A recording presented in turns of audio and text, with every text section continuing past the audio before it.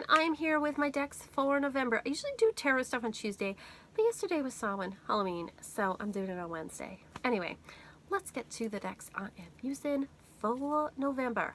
So first of all, let's talk about the tarot deck that I'm using. If you follow me on Instagram at all, or on Facebook, I usually post a reading a day. Pull a tarot card and an oracle card, and so I am using the Modern Spellcasters Tarot for the month of November. It's kind of like, you know, a fantasy oriented type deck. It still makes me think of fall because of all the browns and things. This is a really great little box here. I've heard mixed reviews about this deck, but I'm willing to give it a try. There's the book there. The deck, this is a Llewellyn deck. I love the new boxes. Oh, Llewellyn, stepping up a game. I love it. Backing is just, it's beautiful. There we go. It's got kind of a fantasy vibe to it, which, you know, for fall, I kind of like that. It's got like a little bit dark, you know, because we're in the dark time of year. Loving that. So gorgeous, gorgeous deck. So I'm really looking forward to reading with this and getting no, ooh, he's got no face. Very interesting. I like that. It's kind of got like a witchy, it's definitely got a very witchy kind of fantasy type vibe to it. So I think it's perfect for November as we move towards winter. So really looking forward to working with that. I know there was some controversy over the suits, that the suit of swords and wands is, I think, backwards, but that's okay. I can work with that. So there we go. Backwards to most people's systems. I know other people will disagree, so yeah. And then for the oracle deck that's complementing it, I'm using the Viking Oracle. It is getting cold here. It makes me think of Vikings for some reason, maybe because they're northern too. There we go. So I think they would pair, these will pair quite well with each other. These are big, these are Blue Angel cards. Got the Norns there. So I'm looking forward to working with these, and I think they'll work super duper well together. It's funny because I had a dream the other night that I went to a restaurant. In the dream, I went to a restaurant that was owned by Tom Petty, and I got these cookies with runes that were like in icing on them, and I got the rune that's rad. See if I can find it in here. Ooh, nice card. It's not rad, but let's see if I can find. Can I find rad? Because this deck has runes in it. Here we go. This one, the R, which is safe travels. So kind of cool. So I just thought of that because I was looking at these cards, but it's got runes in it. It's got Norse gods.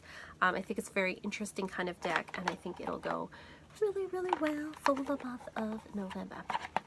And then for November, I like to use like a cartomancy type deck, whether that's Lenormand or Kipper. Well, for November, I'm using the Sibylla cards. But we're using them for November and December as well. And I think it's because they kind of have this nostalgic sort of Victorian thing, which I associate with kind of with Christmas time. Because our modern Christmas traditions are quite Victorian. That's them there. So they don't quite match the theme of the other two, but I'm going to be using these for November and December. And I thought this is a great time to work with them. They look really cool. I love their size. They're just like adorable. Love it. They're like playing cards, but with peoples on them. I just love it. So those are those. And then if you go to my website and sign up for the newsletter, I try to do newsletter once a week. And in it, I pull a card for the week from like a deity type deck, like a, you know, either a god or goddess deck or an angel deck or something.